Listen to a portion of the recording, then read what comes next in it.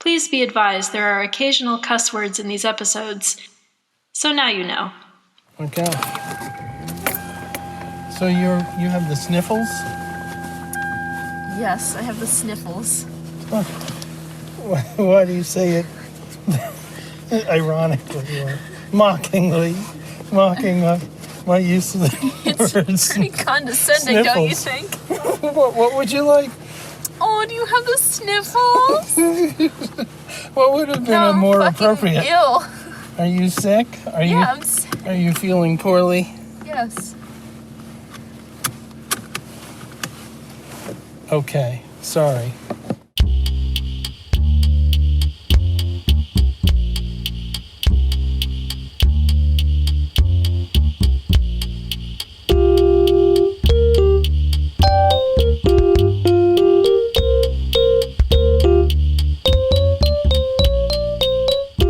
Episode 7, Other Together. In this episode, your hosts Steve and Mal hurtle from point A to point B, briefly considering professional wrestling careers, real and imaginary, before examining the universal experience of feeling like the other, source of pain, gothic literature, and wonder. Strap in for The Ride to Redacted.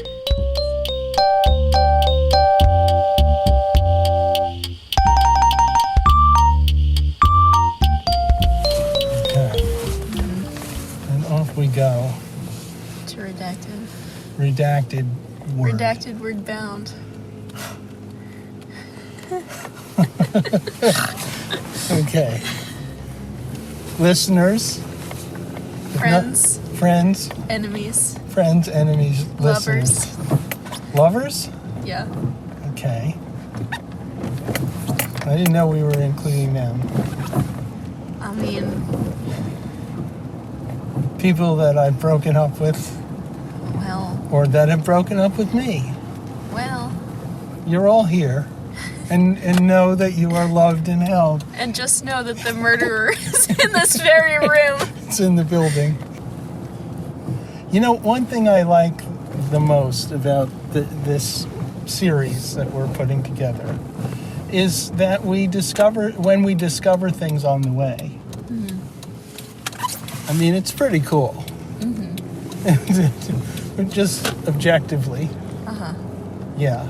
I mean, yeah. Improv. Right. One thing that just sort of randomly came up when I saw my mom yesterday, it occurred to me this could be a theme. Cheating here, but maybe we'll discard it or modify it. The road not taken. So it occurs to me that you, at the age of 28, I mean, you have many roads that you could still take. It's not over yet for you. Thank God. Right. But I mean, for me, there's some things that I'm probably not going to be doing. Skydiving? Skydiving? Yeah, skydiving. I should have done it when the knee was ready. Yeah. Skydiving, mud wrestling. Never really wanted to do that. I don't either. It sounds like sensory hell. On the other hand, my mother had a good friend who was a writer and a female wrestler. Not a mud wrestler per se. I'm sure that she knew how to get down and dirty with it, though. Probably. I'm going to try to remember her name. She's still around. She lives in New York. Still wrestling? Well, she's in her 90s. So, probably, yeah. Probably. Do you ever stop? Just whenever really stop being a wrestler. Right. Do you ever just put your arm around somebody and you go, like, I could, I could just take them down right now? Probably other 90-somethings are, I could take her. I know Clarice has that trick knee. That hip replacement? Yeah, I'm going to go for She that. would be an easy mark. And just take her down from the left side. Down to the mat. Okay. 90-year-old. I think that back in the day they You were have to have known. good insurance for that program. I wasn't thinking of going there, but no, back in the day, I think they were known as lady wrestlers. Okay. You know, That since... sounds very elegant. Yeah.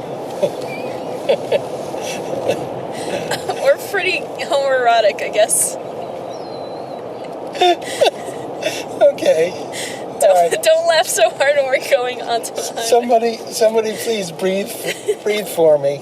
Listeners, chime in with your You need to breathing sit tips. on a little stool in the corner while your coach squirts water into your mouth or something. Or is that boxing? Rosalind Drexler. Okay. He just What blurted out. What was her wrestling name? That was her name. Oh. I think I'm she disappointed. What would your wrestling name be? Because I have mine. Okay, let's start with yours. Okay, mine requires a certain nerdy knowledge of Everything. bookmaking and rezo. Like, if you know a certain amount about, like, you know, bookmaking or archiving or whatever supplies, then you'll get it. But Okay. mine would be the bone folder. The bone folder? Yes. That's good. A bone folder is a tool that's used in, like, rezo printmaking or bookmaking or archival, like, whatever. It's a flat tool made of bone that you use to make creases in leather and paper. Okay. Yeah. Wait, but what would your wrestling name be? My wrestling name? The first name that comes to mind is really stupid. Steve. Well, You can't do that. it's not that imaginative. No. But if it's good enough for Rosalind, Well, but Rosalind, I mean, I think she... what if you gave yourself another normal name? Another... Like Gary. No, I don't think it would be Gary. But you see 'Cause what I I'm have going a for. cousin Gary. Right. So that would be confusing. Okay. I'd get a call from Gary. What's up with your wrestling name? Yeah, Gary Schwartz is your wrestling name. Okay. That would be bold, I think. Okay. Would I give him a heads up or just Nah. burst onto the... What is it? Yeah, you would send him 1,000 emails inviting him to your wrestling matches. What are the Mexican wrestlers are known as what? Luchadors. Luchadors. So when I begin my fabulous luchador career in Mexico, Right.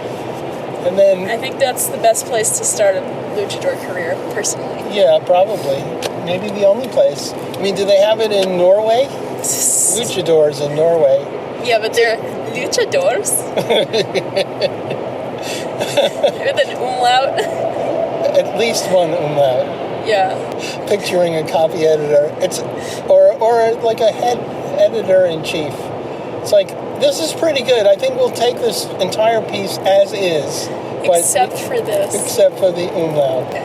The writer who submitted this lengthy piece to the New Yorker says, no, I'm not taking it out. Yeah, leave the umlaut or I walk. I don't care. Yeah, because I could always fall back on my luchador career. Oh, look at that. Yeah, true. The geese, are you? Yeah, the or geese. the plane? Oh, the geese. I wonder how they feel about the plane. Like, no, it's just a big goose. Yeah. Poser. Poser. How about the wrestling name Goose Poser? No? No, it doesn't I'm not come. feeling it. You're not feeling it? It sounds more like Does it need an umlaut? like a nickname that would be in, like, you know, one of Bertie Wooster's friends. Yeah, that's true. That's a topical reference our audience will understand and appreciate. In a heartbeat.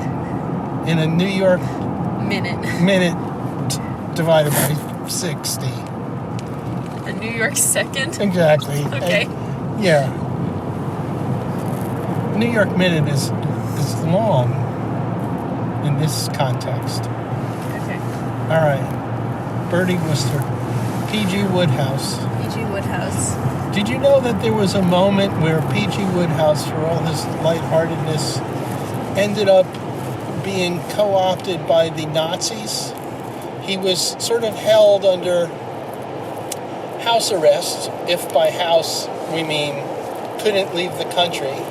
He had gone to Germany, the Nazis came to power, or maybe were in power, I don't know. He was just there, do, like not thinking about it. And then they said, all right, British person, you can't leave. And you're going to have to go on the radio and say at least not bad things about us. And he was like, I assume. Okay. So he did that for a while. And his, third cousin, once removed, Winston Churchill, I don't think ever forgave him. Okay. All right, just a little digression. Were you aware of this? No, that took a dark turn. Yeah, definitely. What I know of Wooster and Jeeves, which is just the show with Hugh Laurie and Stephen Fry. Shout out to Hugh Laurie and Stephen Fry. Well, I feel like Hugh Laurie, well, not Hugh Laurie, but Stephen Fry maybe has said some things. I don't know. We'd have to fact check that. Are you sure you're not confusing him with John Cleese? I am sure that I'm not confusing him with John Cleese. Okay. And furthermore, how dare you, sir? Okay. I retract that as we head to redacted. I mean, has he ever actually played Oscar Wilde in something? Oh, he might have. Did you know that Oscar Wilde, he is a pretty imposing, larger-than-life kind of character as a person. Yes. If people were getting rowdy or whatever in the club, and he wanted this to stop, he would just stand up, and he was very, very tall, and so he would just tower over somebody, and they would usually meekly leave. He was also a gay man. He had, various torrid affairs, usually with younger men, and was eventually jailed, and I think put on hormones, right? As was the custom at the time. I mean, he was Irish, obviously, but I think he was living in England. And that was the English way. Same thing. Who was the guy that... Alan Turing. Alan Turing, yes. Also happened to Alan Turing. Right. And when he was put on trial and imprisoned and sort of sentenced in this way, Bram Stoker, author of... Dracula? Correct. Who was also gay. Wrote Dracula partially as a response to his friend Oscar Wilde being jailed and imprisoned in that way because he didn't speak up for him and he felt bad that he hadn't. And wait, who didn't speak? Bram Stoker didn't speak up for Oscar Wilde. And he felt bad, so he wrote Dracula? That is one of the things behind Dracula. I can't follow the emotional thread logic of that. A big theme in Dracula, first of all, it is a very homoerotic novel in many ways, but also a big part of the fear of the other when it comes to the humans fearing Dracula is the fear that he will pass among them unnoticed, that he will be able to adopt their mannerisms so well that he can hunt among them without being detected. And there's a xenophobic aspect to it of the foreigner passing. But if you know that Bram Stoker was gay and also very private about being gay and had this sort of recognition about his own privateness, and felt guilty. Well, he felt guilty, but he also felt that there was something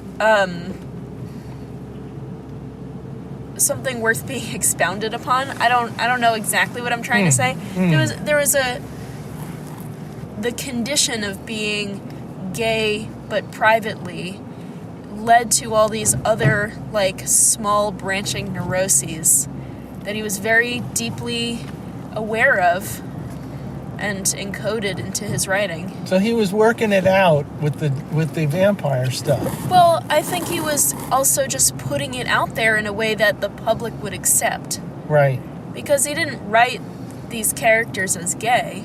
Right. But in calling attention to this feeling of I can't like I'm a monster because I pass in society as straight, and other people hunt down people like me, you know, right, for existing. Wow. And so for thinking that I prey on other people. So this is sort of a monster-centric view of the world from the point of view of the monster. I mean, we've talked about this. Yeah. How, like, horror is like a queer genre, you know? Horror wouldn't exist as it does without queer people. And queer people, historically, have seen themselves represented in the monsters in horror. It's a big thing in the trans community. I feel like I mostly see trans femmes talking about it, and like it's a big thing. And I have my whole thing, like all werewolves are trans, like thing. I mentioned that offhand to a friend when I was on the phone with her, and she was like, "Hold on, what?" And I was like, "Oh, I haven't told you my werewolves are trans thing." I was like, obviously the transition, the like human to wolf, like whatever, you know, we get that. That's it at its most basic, right? But on the other hand, the like not a human, not a wolf, but like a third thing, which is like a werewolf. It's like not, you know, not a man, not a woman, but a third thing. And that third thing could be non-binary. It could be like a trans man, trans woman, whatever. It's like, but that's essential to the identity for many trans people is the transness, the part of it. It's not like third thingness. I know people who are like, I've transitioned to being a cis woman, basically. And it's like, you know, that's great for you. That's just not how a lot of people that I know identify. Right. And so it's like that. It's like, well, what are you when the moon's not out and you look like a human? It's like, I'm still a werewolf. And it's like, well, what are you when you look like a wolf? It's like, I'm a werewolf, you know? It's not like, oh, well, I'm perceiving you as a woman, and so you're a woman. It's like, no, I'm always non-binary. Right. No matter what. Right. I just look different or whatever. So there's a lot to unpack when you simply say, you summarize it by saying all werewolves are trans. Well, all werewolves... Thank you for expounding on that. Well, all werewolves are trans because the cis people can't have that one. Sorry. Right. That one's for us. But, you know, the rest of that I said to my friend when I was talking about this was seeing yourself in the monster, seeing the way other people react to the monster simply because of what it is or what it looks like or how they initially perceive it or, you know, whatever, or because they perceive themselves to be in danger when it's around, whatever. It's like that, and also the sort of grotesque finding identity within something that is so outside of conventional beauty standards that it is like, you know, repellent to other people, but being like, actually, I do feel that way about myself and in relation to other people, and taking ownership of that and even finding comfort in it and not being like this is a rod to beat myself with, but instead being like expresses, this is my lived experience. It expresses you and your community, and you have that in common. Yeah, just being like, this is a narrative that I can really get behind. And even the fact that those narratives often center around the monster or the horror being hunted, you know, or sometimes hunting the other people, but still it's depicted as evil or whatever. A lot of people see themselves sort of represented in society that way anyway. They're like, this is the niche in which other people see me. And so this is the narrative that I think applies to me the most. Yeah. Yeah, there's a lot there. Yeah, okay, cool. Interesting. Are X-Men in the Marvel universe? Yes, they are. Okay, well, but I'm so excited to hear you talk about X-Men. Please continue. Well, okay, so everything you just said about all werewolves and trans and all that makes me want to ask, what would be your favorite X-Men, and or the trans community, if you want to speak for everyone? Mystique. Okay. 100,000% Mystique. Well, okay, so I don't know Mystique. Oh, so Mystique is a shapeshifter. She can make herself look like anyone, anything, and in fact, she has a son whom she fathered. So, like... That's complicated. Yeah. So here, I want to jump in with a prompt question. So, getting back to otherness more broadly, I wonder if either you or I would care to share moments when we felt particularly other, out of sync with people around us, or sort of rejected. I'm deeply curious what you would say. Yeah. I mean, I'm an autistic, trans, poly, double humanities major, That's interesting, the last thing that you threw in. Right.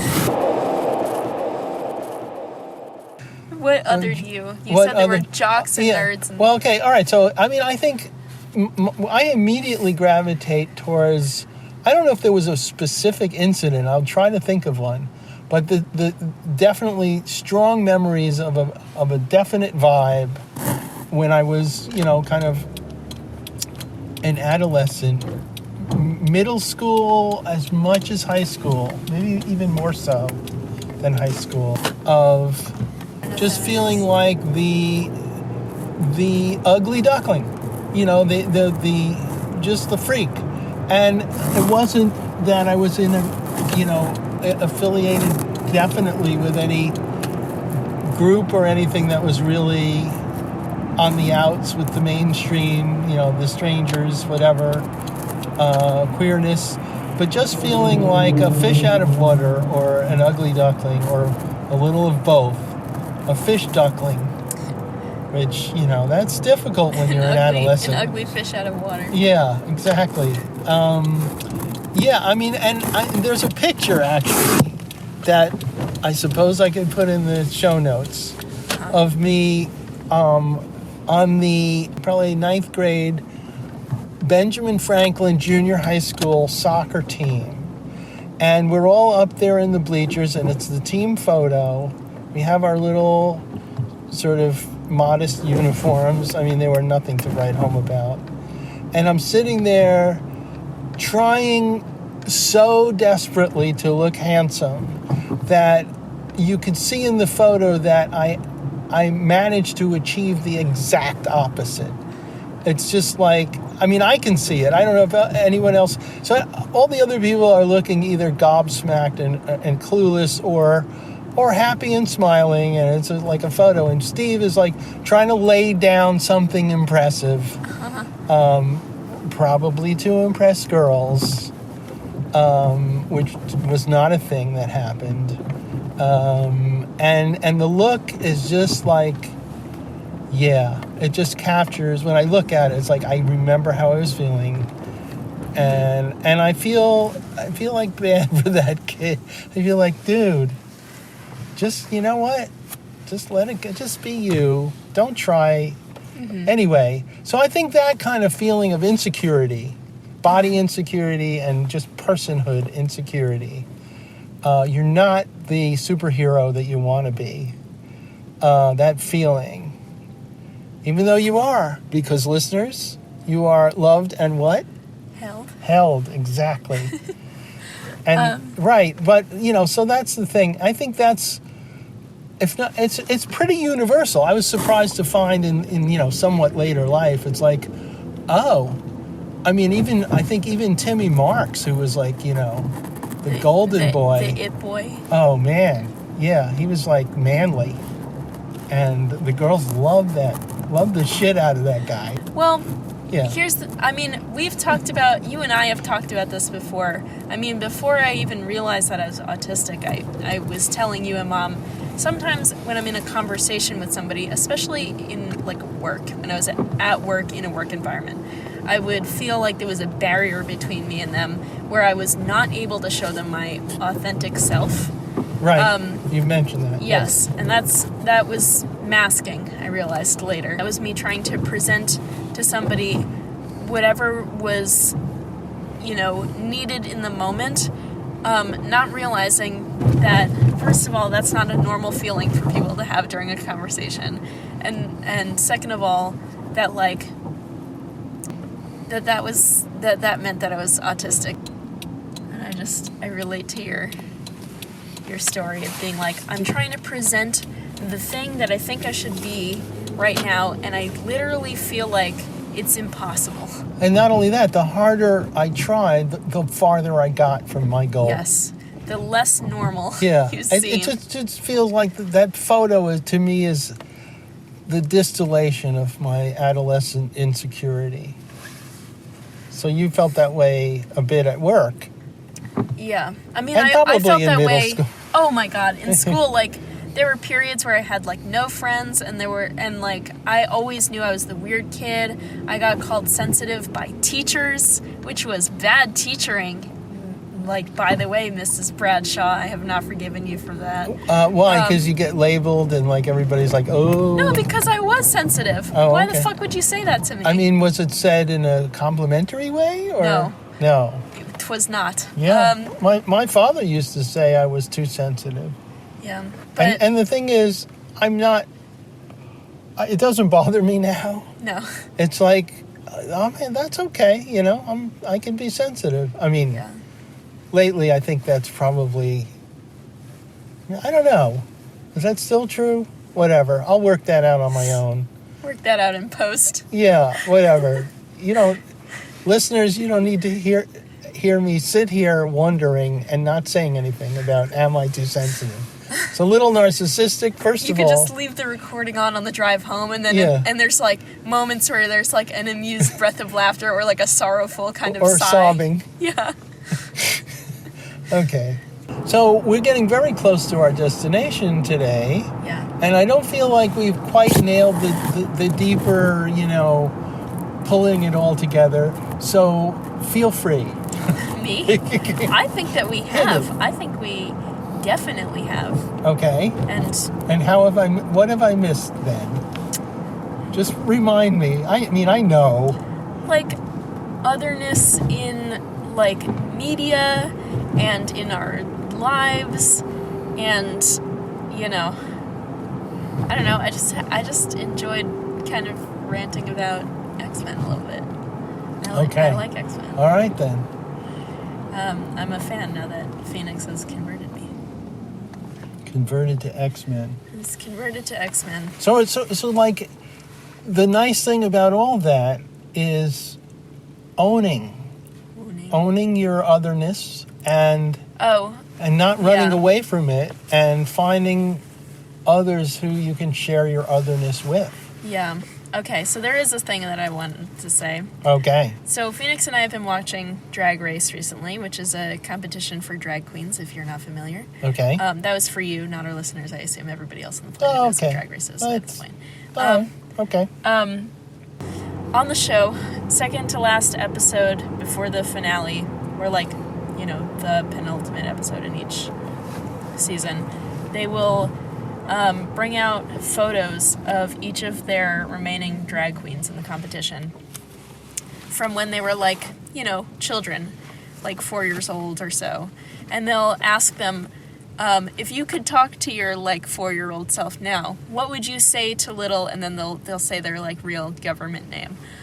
Which is a little cringy as a trans person, because I'm like, why are you dead naming them? But it's, of course, probably the name that they use in their regular life, because they're performers, and not all of them are trans. Mm-hmm. But anyway, and this is always the part that makes me break down and cry, because usually at least one of them will break down and cry. Sometimes all of them do, which is always crazy. But I'm always thinking about what I would say to my younger self. And, I, right now in my life, am blessed with, enormous self-confidence and,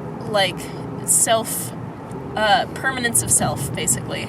Like, I know exactly who I am, I like myself, and I feel comfortable going out into the world as myself and not second-guessing how other people are going to perceive me. And that was something I never thought was going to be possible for me when I was younger. I felt riddled with self-doubt and insecurity, and it turns out that all of the things that I was insecure about and felt self-doubt about are the things that make me so confident now. My strengths at,